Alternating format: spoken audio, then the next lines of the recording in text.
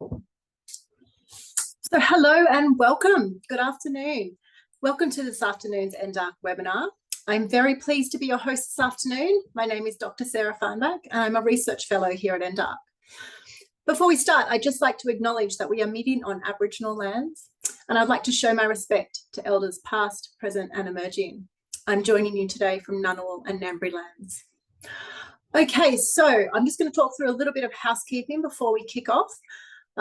Today we have the good fortune of being joined by a good friend of NDARC's, Dr. Gabe Caluzzi, who's a postdoctoral researcher at UNSW and also at Trobe University.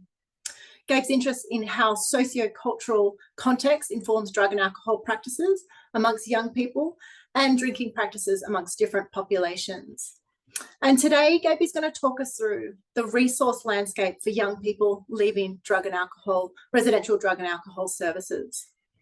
So after Gabe has finished presenting, we'll be joined by Professor Sarah McLean, who's going to talk through and reflect on the presentation, and then we'll have some time for Q&A. So think of some good questions, chuck them in the Q&A function, and we'll get through as many as we can before we wrap up at 4 o'clock. Okay, so I'm going to get out of your way. I'm going to invite Gabe to please turn on his camera and mic. Hello, how are you going? Yeah, good, Sarah. Thanks. Okay.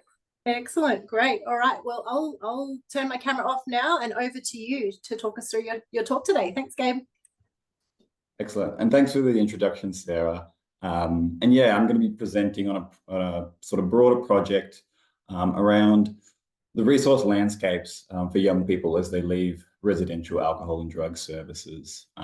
So I'm presenting myself, but this is part of a bigger project with lots of team members, lots of researchers. I won't name them all because it'll take a little while, but they're all listed there.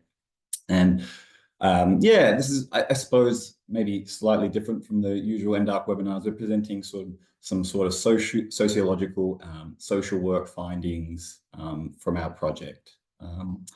And before I go on any further, I'd also like to acknowledge that I'm presenting from Wurundjeri country at Trobe University and pay my respects to elders past and present and recognise the ongoing connection to land and culture that traditional owners have across the country. I'd also like to acknowledge that this project received ARC funding support and wouldn't be possible without the support of partner service providers, particularly YSAS and Ted Noss Foundation. I'd also like to acknowledge the 38 young people who took part in this project and shared their stories with us.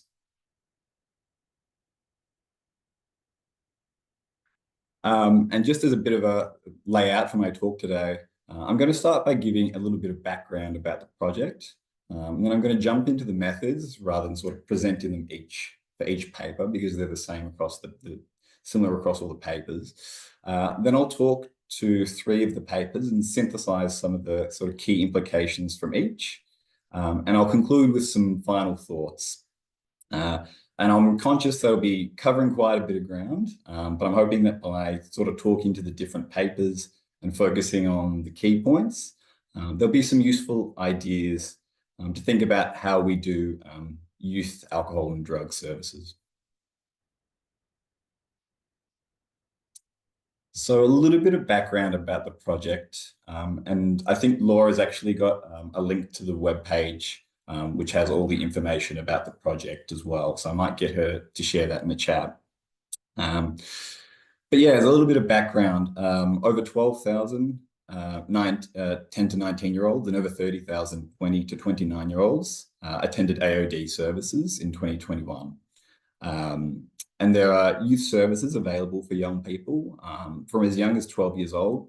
And these include forms of residential care, so things like detox or withdrawal units, residential rehabs, and therapeutic communities. And these services actually do a really good job, but they have to work with many young people who don't just have AOD problems, but also experience multiple disadvantage.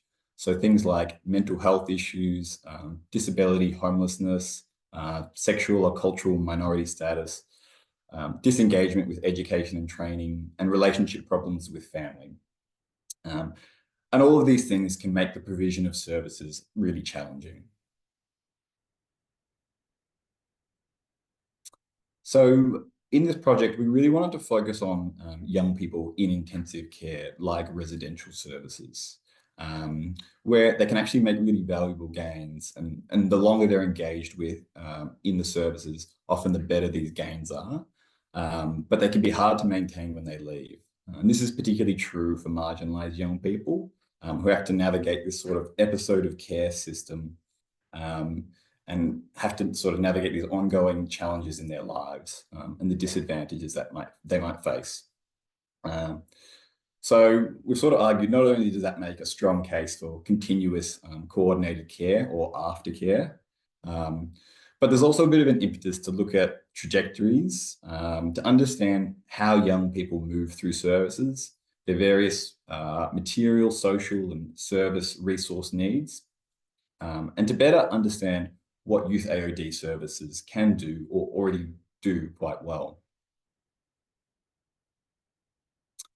So this project had three overarching aims, and these were to understand the resource opportunities and needs of young people in the first year after leaving residential AOD services. So as I said, things like rehab, withdrawal units, or therapeutic communities particularly. And to understand the different trajectories of young people leaving services, and to create knowledge for AOD practitioners to provide continuous care for young people.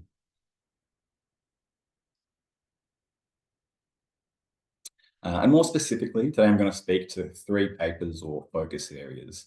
And these are care from residential AOD staff, trajectories of treatment, and the knowledges and skills young people acquire along the way.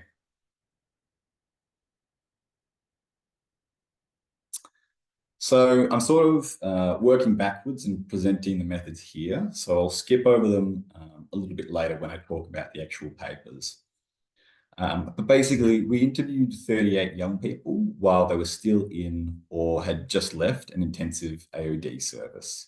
So our criteria was that they had to be aged 16 to 24, had to have spent the last 30 days in a residential service or combined residential and other intensive AOD support like intensive counselling. And recruitment was very much done with the support from youth AOD services, including YSAS, Ted Noff's Foundation, Windana, and Lives Lived Well.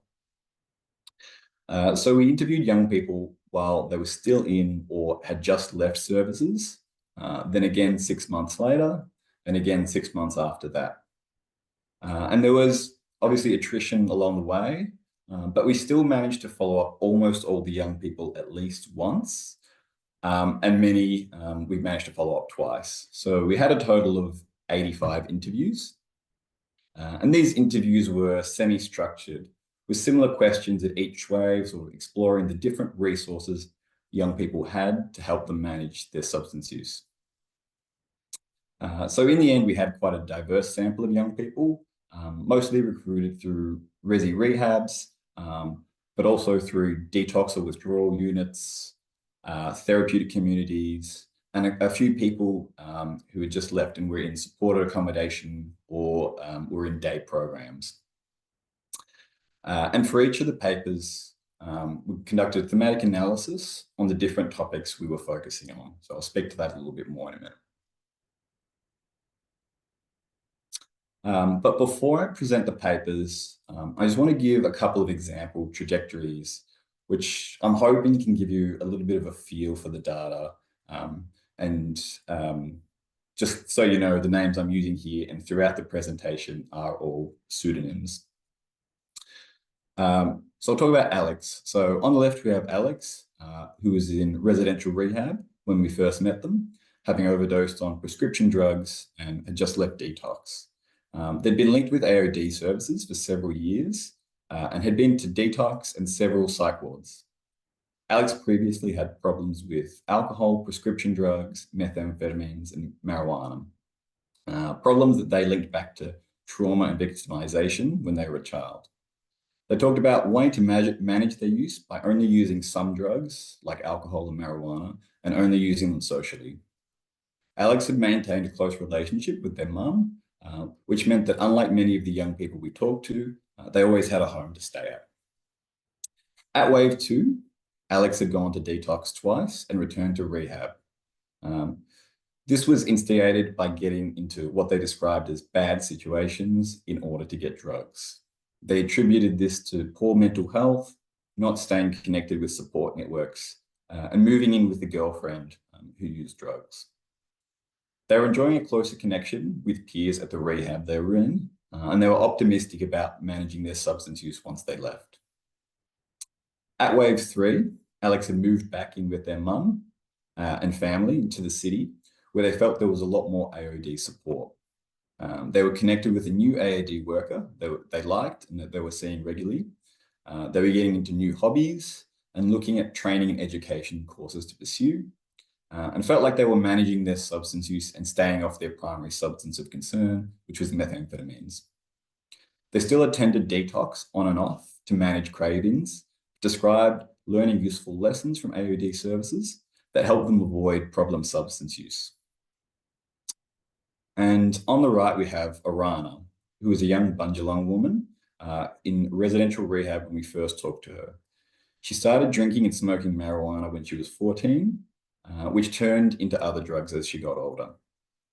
Several of her family members also used or dealt drugs, and she described smoking as something she did together with some of her family.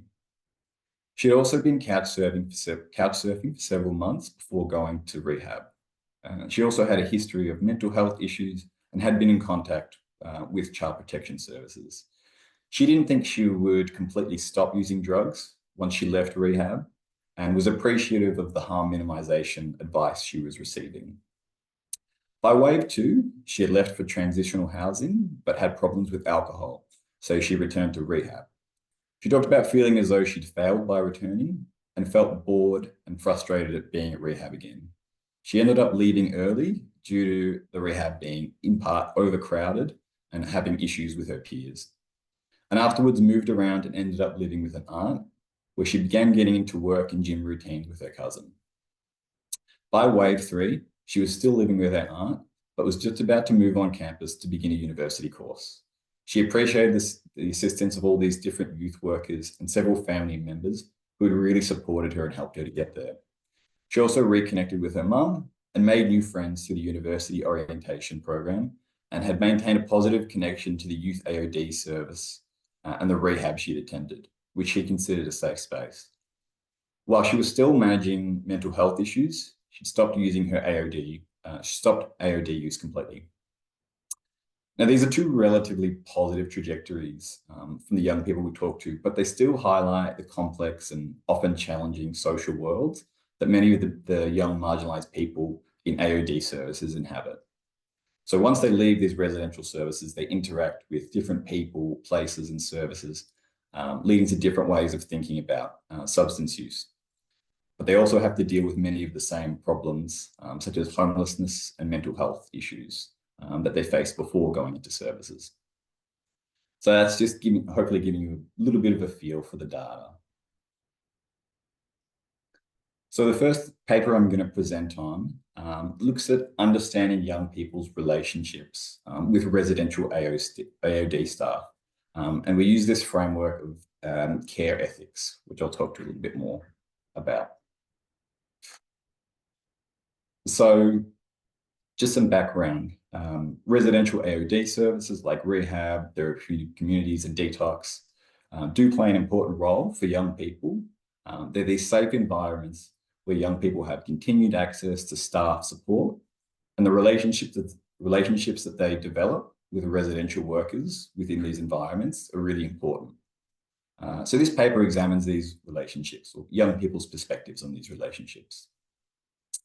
And we frame this within care ethics, which was developed by feminist scholars to emphasize the importance and ramifications of care or care practices. And it's a framework that's been used a lot to understand traditionally care-oriented occupations like social work, and to pay attention to the different and meaningful types of labour people do in these roles.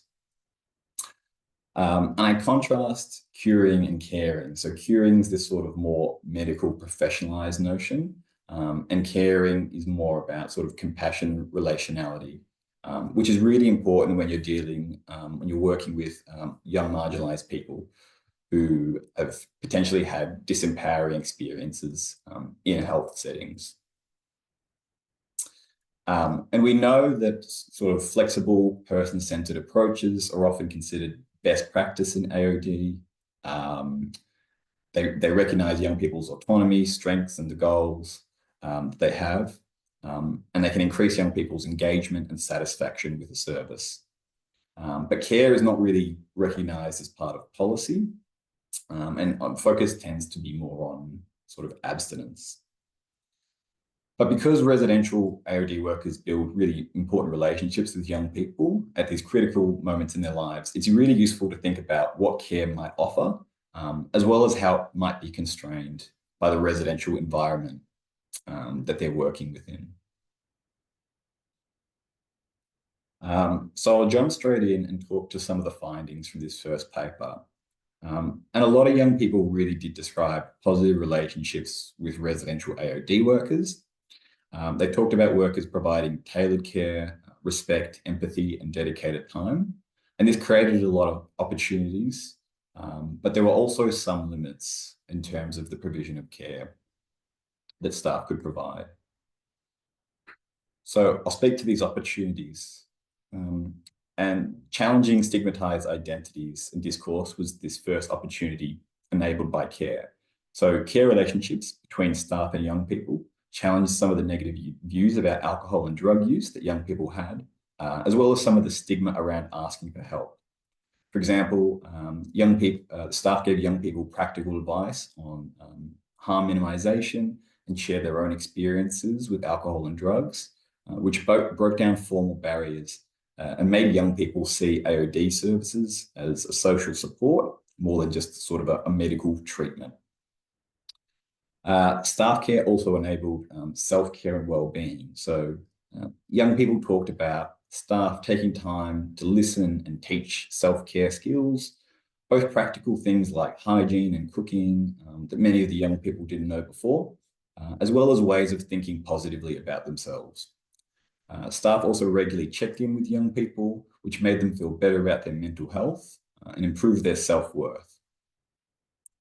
Young people also talked about respect and mutuality, and many young people stressed how respect was really important to them, and how when staff demonstrated respect, this modeled and enabled these sort of mutually respectful relationships. Several young people also talked about good workers being able to both support young people, but also to hold them accountable or responsible for their actions. And for some young people, positive and caring relationships with workers that they built had this long-term enduring effect. And the meaningful relationships they built went beyond the actual residential stays. So acts of outreach by staff, such as phone calls and check-ins, meant that young people felt that someone cared for them after they left the residential site. And this allowed them to maintain a sense of connection to the service and instilled this sort of feeling that they had a shared journey. For example, Roman describes a sense of care and safety that workers provided, saying they're helping people out, not more so people reaching out for help because there's something wrong.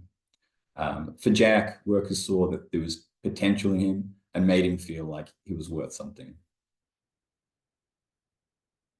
But there are also limits to care, and this included challenges around providing care that was both individually tailored and communal. So within residential services, relationships between residents also affected their relationships with staff. So for example, if a residential service was full, young people might feel like they received less attention from workers. And young people also talked about conflict with peers that could make them feel less cared for by the workers. Because of the highly structured nature of many of the residential settings, there are also challenges around co-producing care. And tensions arose where young people felt workers imposed care rather than tailored it to their needs. And some young people talked about how rules and expectations diminished their autonomy and had a knock-on effect for their relationships with staff. Finally, there are also limits to care as young people transitioned out of services. So young people felt uncertain how meaningful relationships with staff would be maintained when they exited residential services. And they were disappointed if the follow-up contact didn't meet their expectations. These transitions could be particularly difficult if young people felt coerced or rushed to leave. So, for example, Bridget's description of feeling uncared for stemmed from feeling that staff didn't adequately manage conflict she had with a peer, stating no one really did anything when I was struggling with my roommate. Emily, who was about to leave rehab when we first spoke to her, describes feeling actually quite scared about leaving, and saying you can't just grab someone, give them all this care, and then throw them out into this hole of the space, which I think really sort of highlights the jarring nature of young people leaving these intensive services. So just in sum, and with some implications, residential AOD environments are contexts where the social networks of young people's lives are substituted with really structured programs, peers, and AOD workers. So it's a huge shift. Many residential AOD workers really provide valued care when they work with young people. This is really important for maintaining engagement and building up young people's self-worth. But there were some limits to care which were apparent. And these tended to arise from the disconnect between expectations and realities of care, highlighting the need to clearly communicate and set standards of care in residential settings. Concepts of curing really stand in contrast to this idea of caring, which is a lot more, in my mind, a lot more holistic and relevant to young people who might spend weeks, months, or years cycling through services. So it's part of this sort of long-term need for continuous coordinated care. And there are a few recommendations from this paper, including the importance of equipping staff to have really clear conversations with young people about how their needs can be met within the context of the residential service, and communicating the boundaries of staff-client relationships. But also, I think equally important is about preparing young people to transition away from residential services, including thinking about options for maintaining engagement in the long term and assisting young people to build up their care networks outside of the service, including with external workers, friends, and family. Now, this second paper I'm going to speak to focuses on young people returning to AOD services, framed within the notion of incremental treatment. And I'll just note that this paper hasn't been led by me, but my colleague, Sarah McLean. So we know that AOD problems are rarely resolved through one engagement with services, and many go back to AOD services when problematic substance use returns, which tends to peak in the months directly after service engagement. We also know that many young people engage with different services and modalities of treatment, so not only AOD services, but also mental health services, for example, which can be useful also for managing AOD problems. So we use this notion of incremental treatment, which is actually from medical studies, but it suggests that an individual episode of treatment alone may not necessarily solve or heal a problem, but can be understood as part of a broader and positive course of treatment. So incremental treatment is helpful in understanding young people's trajectories through the AOD service system and how these multiple interactions with services might actually have a synergistic effect over time. And so we use this idea of incremental treatment to unpack how young people do service return and how this might change over time. And I'm going to speak to three findings in this paper, which are deciding to seek help from services again, changing ambitions and capacities to engage in programs, barriers and enablers to service re-engagement. So almost all the participants engaged with a range of services prior to and during the year over which we interviewed them. So unsurprisingly, the main reason for returning to a service was because participants felt substance use was out of control, or they were concerned about it becoming out of control in the future. When we spoke to them in wave 2, Alex felt that they needed to move to a RESI program to sustain abstinence that was established in detox after relapsing. So they said, I went to a detox a few times, which is always pretty good just to get a clear head for a bit. Which is when I decided to come back here. I was like, oh yeah, I kind of fucked up again. Maybe I should go back to rehab. So services were this safe space that many young people felt comfortable returning to. But young people did not always return to services when they recommenced drug or alcohol use, and getting drug use under control by themselves without needing to go to a service could actually be an empowering experience. Emily talked about how she managed to just pull herself out without detox, which was the first time she'd ever done that. And she talked about how recovery is not this straight line. In her wave 3 interview, she was about to move out of the accommodation service where she had been and didn't feel like she needed future help, although she was confident that it would be available to her if she did need it. So she still had that in the back of her mind. And participants were really articulate about lapse and relapse, and they talked about what that meant as part of their longer-term treatment journey. So participants had also been encouraged through treatment engagement to develop a plan for what they would do if they did use again.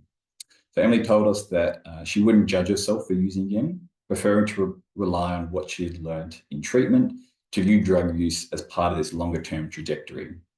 So I've stopped making a big deal out of it when I fuck up. It's kind of like, I'm sick of it now, so I'm just like, all right, let's just get on with it. You already know how to do this. But this wasn't always the case, and a few participants spoke of feeling angry with themselves for relapsing. Arana found it embarrassing to return to services, saying, I'd already completed the program, and it's like I've failed. So returning to services would still create feelings of failure. There are also changed ambitions to engage with services. And participants generally, but not always, spoke about returning to services because their AOD use had escalated or started to cause problems for them again, or that they were concerned that this would occur. And it would be easy to assume that they were back where they started from after commencing the last time. But this section really highlights the incremental effects of service engagement, where young people's ambitions for what they could achieve with every new stay changed over time. So some spoke of re-engaging in services to work towards goals that were different from those from earlier stays, either to address use of a different substance or to reduce drug use further than they initially planned. So Jack was at detox at the time of his first interview. By the second time we spoke to him, he reflected that detox staff had taught him skills to reduce his cannabis use, but that he was now ready to cease use completely. So to do so, he was waitlisted to attend residential rehab. But young people also had new goals, and they spoke about wanting to return to services to learn other social and cognitive skills. So for Alex, they'd identified they needed to learn to deal with conflict better, and that doing so would actually have knock-on benefits, including managing substance use. There also changed capacities to engage. So through their treatment trajectories, most young people described accruing greater capacity to manage their substance use. Susie was on her third stay at Resi Rehab, and she kept in contact with her workers between these stays, so it was relatively easy for her to re-enter. She told us that her motivation to change was far better than it had been previously when she was court-ordered to attend. Young people like Shannon also described having more life experience and being able to better reflect on their substance use, which meant he was able to more meaningfully engage with the service. Some young people were also affected by changing life circumstances. So Jason's early experience of service engagement was quite complicated, and he'd left early when he started using drugs again. But he spoke of having a new motivation to change as a result of becoming a father. Another young person said that a diagnosis of ADHD helped her commit to and focus on treatment. And others talked about behavioral or attitude changes, which over time made them more receptive to treatment. There are also some important enablers to service return. The first was having a positive experience with the service, which meant that returning to a service held the promise of this sort of new beginning for people like Amy. Others also talked about how service return was much easier when young people still had a contact within the service. So that facilitated smoother re-entry. So at wave 2, Emily reflected on her experience with a service which she had returned to several times and which she felt supported by, and talked about the possibilities to maintain engagement through day programs and peer support groups, which was really built up by the fact that she had these strong relationships with workers there. There were also some barriers to service return, some of which were out of the scope of the service to actually address, such as being at capacity. These barriers included long wait lists for suitable programs, leaving a service on what they regarded as bad terms, fear of engaging with the adult service system if they had aged out, and shame associated with service return. So Crystal here talks about feeling guilty about struggling, which acted as a barrier for getting in contact with the service. So young people engaged in residential services understand that they're going to return to a world where substances remain a part of their lives. And it does seem like services do a pretty good job to prepare them for this. But also what we saw here was that when they do re-enter a service or a program, their goals are often different from when they had their initial stay. Goals that can be both substance related, but also more general. So importantly, the way in which young people leave a service impacts their ability to return. So it's useful to think about how services can facilitate exits as smoothly as possible. Maintaining ongoing contact with a worker also facilitates re-entry into the service, which is an important support system that makes this transition much smoother. And for the final paper I'm going to speak to, we're going to focus on capabilities for living well and life skills and knowledge that young people develop in youth AOD settings. And just noting that this paper has also been led by another colleague, Joanne Bryan. So some AOD services invest a lot of resources into teaching young people life skills. And these are the broad set of skills related to daily living, which include advice about work, training and education, skills related to managing relationships, things like nutrition, housekeeping, budgeting, hygiene, and so forth. AOD services do this because they believe that young people's substance use is related to the conditions of their lives, and that improving these conditions can also help young people manage their substance use. In this paper, we use this idea of biopedagogies, which refers to knowledges aimed at teaching and training people how to regulate and manage their bodies. We use this idea to cover more than bodily actions though, but also routines and practices that we might think of as everyday, like cooking and cleaning, as well as cognitive skills that might help young people. So our research question here is based around learning what life skills do young people learn and value, and how might these help their AOD trajectories. So we structured the findings around 4 themes: learning to manage personal relationships, to take care of bodies mentally and physically, filling time with leisure, work and training, and learning to structure these practices into an organized routine. So skills to manage personal relationships, including choices about who to spend time with, how much time could be spent with particular people, assessments about the motivations and intentions of other people, what could be discussed with other people, and what activities were safe to do with particular people. Most often this was in relation to friends and peers, and young people like Roman described purposeful strategies to hang out with positive groups of friends. Some young people also talked about setting boundaries with family members, particularly when family members were also using substances, as Owens did, and also completely cutting off harmful or abusive relationships. Cutting off, making new or changing relationships was important for young people to feel safe and confident in their ability to not use substances. Skills to take care of bodies, both mentally and physically, included learning when and how long to sleep, when and what to eat, where to buy and how to prepare food, and how to maintain personal hygiene, and how to manage stress. So even like, I suppose, activities like maintaining personal hygiene, sleep schedules. A lot of the young people struggled with sleep, maintaining sleep schedules, learning cooking skills, doing laundry. These were all really important.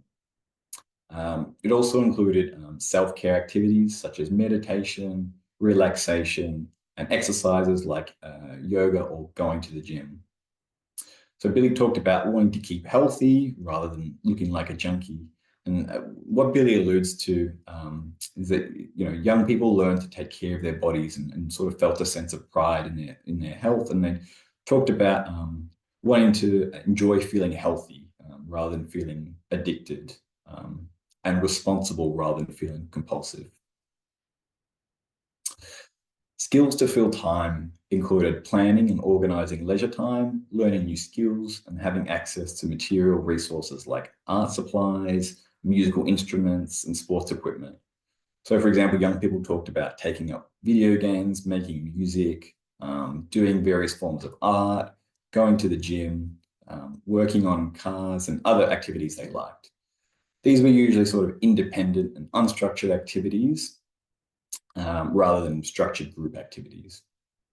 Filling time with work and training included organizing transport to and from study or work, communicating with managers or teachers, and learning the rules of work and study places. Young people described learning to be honest and accountable to others, building up their confidence, and in Susie's case, feeling good about having income and being independent and able to sort of provide for others. Work and training activities were viewed as particularly important, and they kept young people busy. They helped them establish positive relationships, and they helped them build these sort of responsible and independent identities. And learning routine and structure, which sort of pulled everything together, sort of included identifying all these daily activities and bundling them together in ways that made sense and were manageable. So participants talked about getting into a routine to avoid falling into old habits. Having no routine was viewed as potentially disastrous, as Olivia described, because it left young people feeling aimless and wanting to return to substance use. So establishing routine was really desirable and offered the potential to disrupt patterns of substance use.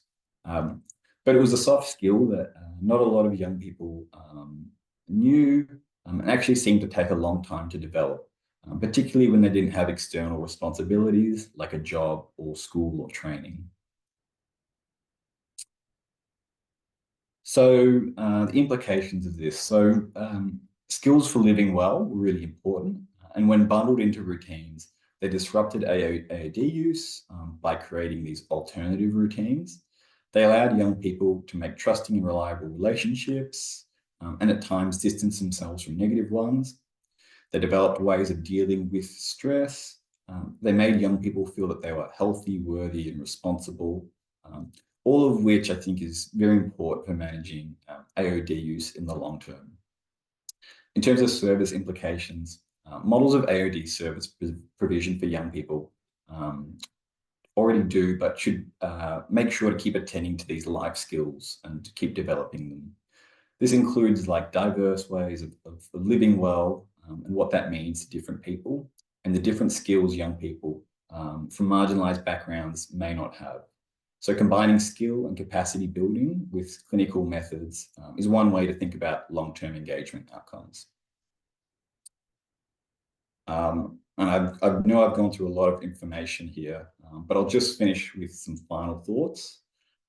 The first is that focusing on AOD problems in isolation risks ignoring many of the social problems that contribute to AOD use.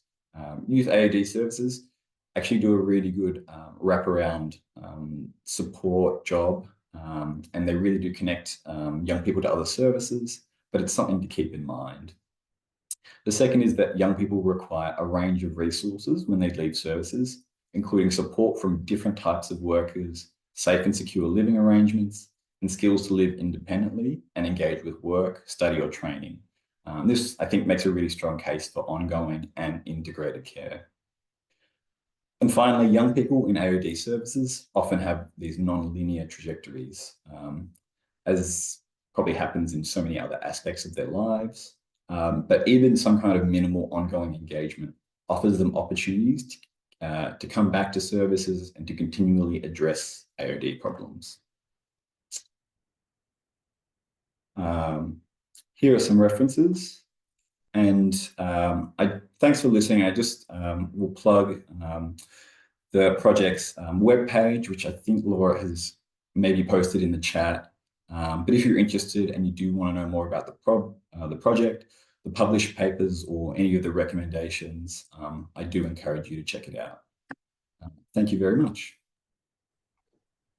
Thanks so much, Gabe. That was fantastic. Fellow qualitative researcher, so I always love seeing this kind of data being presented. It just provides so much more context and understanding about what these experiences are like in the real world. So congratulations, it's clearly a big and impressive piece of work. I won't take up too much time. Okay, so I'm going to introduce our panelists for today. I'd like to introduce and welcome Dr. Sarah McLean. Sarah is Professor of Social Work and Social Policy at Trobe University. She has over 100 publications in the field of alcohol consumption, inhalant use, and in gambling. Hello, Sarah, and congratulations. I can see you've been a key part in a lot of this work as well. So well done. It's really nice to see it all come together. I'd just like to start by inviting you to provide any reflections or comments or questions for Gabe or something to kick off a bit of a discussion. So over to you. Thank you very much, Sarah. There's a lot of Sarahs in this world.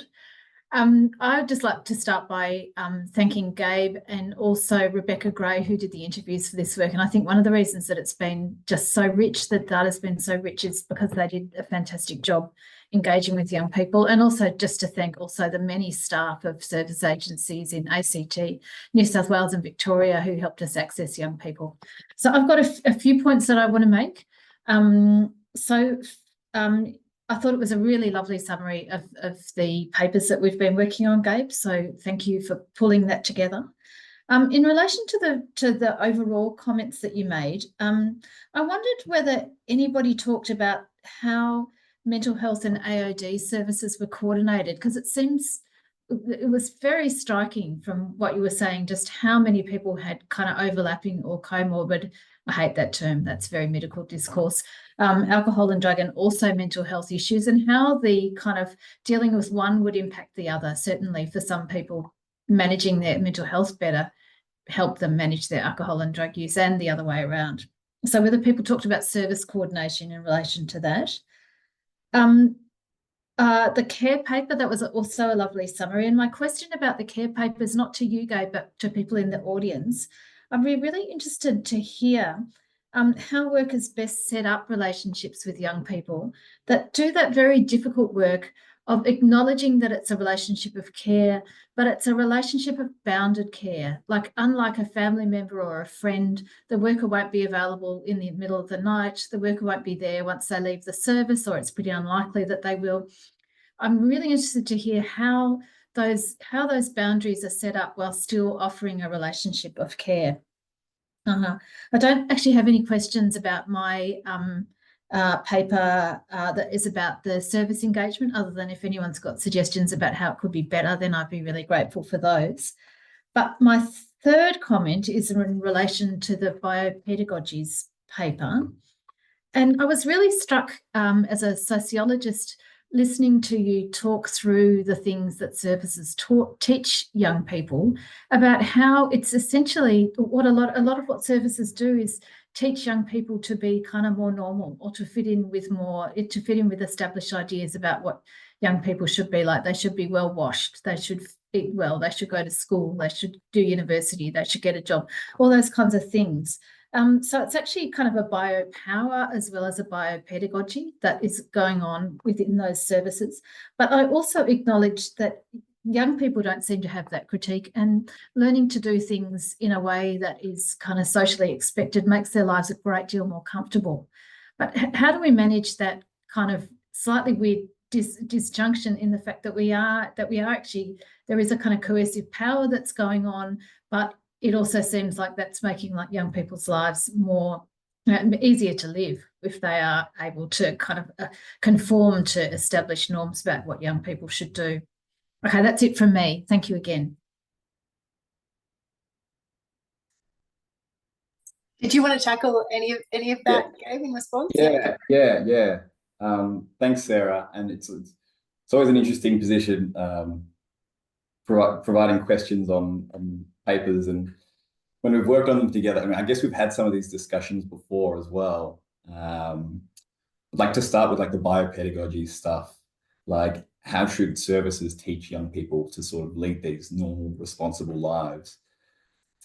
Yeah, I mean, in a sense, you know, it's easy to be critical of anything that, you know, teaches, you know, feels coercive or feels like, you know, you're teaching a very narrow way of living, people living their lives. But at the same time, it's very hard when you recognize that young people are missing so many skills that we maybe take for granted as well.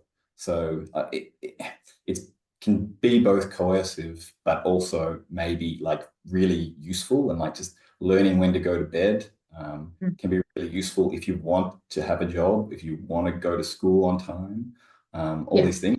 There's the realities of like the world we live in, I guess. It makes life easier. Yeah, makes life easier. In terms of like the mental health and AOD side of things, like young people, so many of them had been to both AOD and mental health services, probably most of them. And when we talked about, you know, AOD and what concepts of addiction, a lot of people, you know, framed addiction within mental health. So the way that they understand substance use is very much aligned with mental health. And they talked about sort of bouncing between the services depending on what they felt like they needed most. So if, you know, their drug use is out of control, then they need to steer towards AOD services. If their mental health is spiraling, then maybe they need to go to a mental health service. So I guess it's more being able to lean into particular services at particular times, which is not quite, I don't necessarily know if that's integrated care, but, you know, young people knowing that they could go to different services for different problems and prioritizing particular problems was also sort of this skill that they had as well. Great. Thanks, Gabe. Yeah, it's really interesting, this idea of like integrated care, if that's the answer, or if it's this sort of these different sorts of models that are around. This area of life skills is something I'm really interested in as well. We've done some work with a couple of services around developing life skills. And it's like, what is that, and where does it stop? You know, what sort of skills are we talking about here, and how do you tailor that for particular people? Which is, yeah, it's really interesting. Thanks. I mean, I've made a bunch of notes, but maybe I'll start with an audience question, and I'll throw that question out that Sarah put out as well around if anyone wanted to respond in the audience today about, you know, how we set up these relationships as service providers that are providing care, but also, you know, therapeutic care. So if anyone wanted to comment on that, I'd be happy to share that back with the audience. But we have got a question here in the chat. I mean, it's a tricky one. I'll read it out to you. So what this anonymous attendee has said is there's no youth detox services available where they're living in Darwin. And they've said, however, there's clearly a need because they see children as young as 8 engaging in risky substance use behaviours.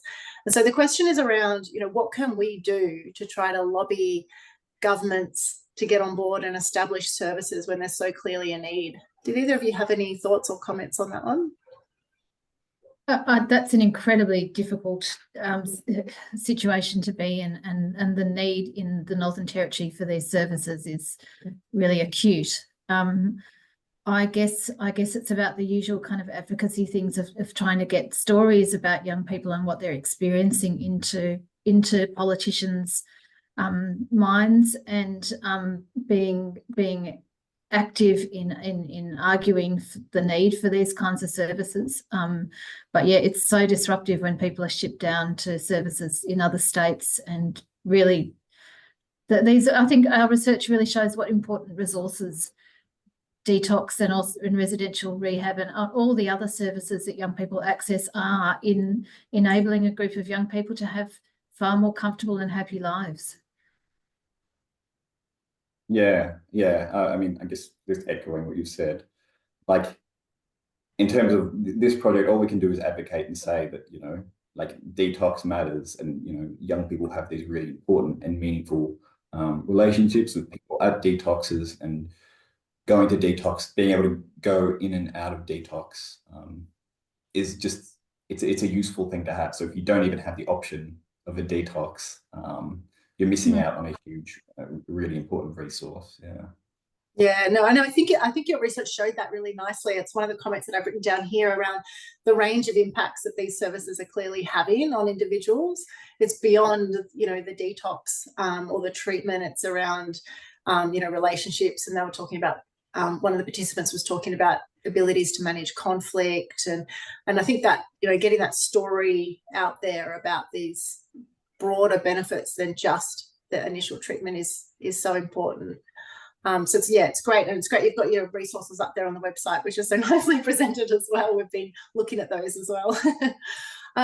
So the next question was from another, still here, saying, another anonymous attendee saying, do you think it's not helpful or beneficial for young people to be bounded around services, or do you think it's better to have suitably skilled workers within organisations to help people where they are without needing to retell their story each time they go to services? So it's sort of coming into this different service delivery models. Do either of you want to comment on that one?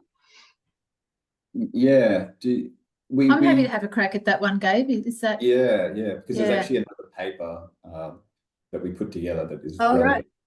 Yeah, I don't know that they're jumping between services, and maybe the way that we've expressed that made it sound like they are. I think it's more that they and often people will come back to the same service that they were in previously. So they have a period of time there, then they leave, and then they decide that they need to come back. And very often the change in services is driven by them deciding that they need something different. Like they are addressing the use of a different drug. They want to explore different treatment modalities. So I think it's more driven by the young people than them kind of bouncing around, in a powerless sort of a way. Obviously, there's issues around how long people can stay at services that mean that people have to leave them at a certain point in time. But I think our research really shows that these young people are quite kind of savvy consumers of the services and choose when and where the best option is for them. And this other paper, this is related to this project, but actually draws on different data with clients and workers within services. It really highlighted the importance of this institutional memory. Like, workers are not always going to be within a place, but passing on that knowledge between other workers is really important, because young people don't want to have to keep retelling their story as well. So sort of having this institutional memory that means that young people don't have to sort of relive trauma and retell their story and recount things that they don't want to is also really important. Yeah, that's great. Thanks. So I've just had a couple of comments that I'll just go through quickly. So one was around just noting that comorbidity is in fact the norm rather than the exception most of the time. But unfortunately, this sort of integrated care or care that's provided to both services is rare. And I think, we've seen lots of nods. So I think you've seen that in your research there. And the other comment was just referring back to the Darwin situation, saying maybe there's a need for more residential services that cater for families rather than individuals. And I know that's something that we've talked about here as well, and something that we've seen calls for within New South Wales too. So there's another question here around asking, were there any themes that came up about how rehabs have improved health literacy amongst young people? So this is like learning to navigate healthcare system outside rehab, knowing how to access GPs. But Sarah, you were just mentioning that, you thought people were quite savvy, that this has demonstrated that people were quite savvy. But did you want to comment any further on that? I don't know, maybe Gabe's got more to say in relation to that. I think that we can see through the data set that people become better at knowing who's able to help them with what. particularly around the mental health versus the AOD service sector. But as they go through services, they learn what works for them and what doesn't, and they will choose something that fits with what they need. Yeah, and I think, yeah, I mean, learning that health literacy is something that does happen in services, you know, and there's like, I suppose, a big emphasis on sort of physical as well as mental health, but pointing young people towards other resources. By the time we talk to most young people, they'd actually been in and out of services quite a few times, so they weren't able to say, I didn't know much, and then I knew all these things. From the start, they'd already knew, you know, they had to go to these services, and they built up all these sort of knowledges around, oh, I need to, you know, see a dentist because that's important. I need to have these physical health checkups every now and then because they're important as well. So I do think it is something that happens, but by the time we talk to young people, they've probably been through services enough that they've learned these skills reasonably well. Yeah, that's great. Thanks. Look, I'm really conscious of time. We've kind of flown through the hour. I'm going to sneak in one more question because it's a really nice one that's just come up from Cam in the chat. Did you have any thoughts about opportunities around vocational training opportunities that these services could provide? And do you think that there's these vocational training options are available within services and that might have an impact on retention and outcomes? We've got about a minute. Over to you. Gabe, you do this one. Oh, sure.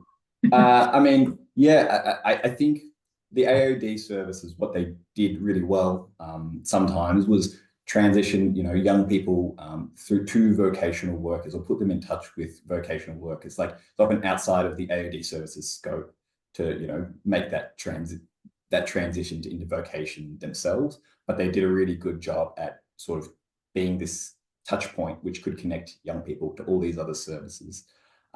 So yeah, young people did talk about getting in touch with vocational workers and other sort of youth workers that could help them transition into courses and training and things. But the AOD services role was more like a mediating role, I suppose, there. Yeah, that's great. I mean, it comes back to what we were saying earlier, doesn't it? It really shows the kind of breadth of the work that these service providers are doing and how important that is. Great. Okay, thank you. Well, we are out of time. I'm sorry, I didn't even get to any of my questions. I've got a whole range of them here, but I just really want to thank you both for joining us today. It's been a really interesting discussion. Clearly, there's some more questions. I'm sorry we didn't get to all the questions on the chat, but thank you very much to Gabe and to Sarah for joining us and being part of our webinar series.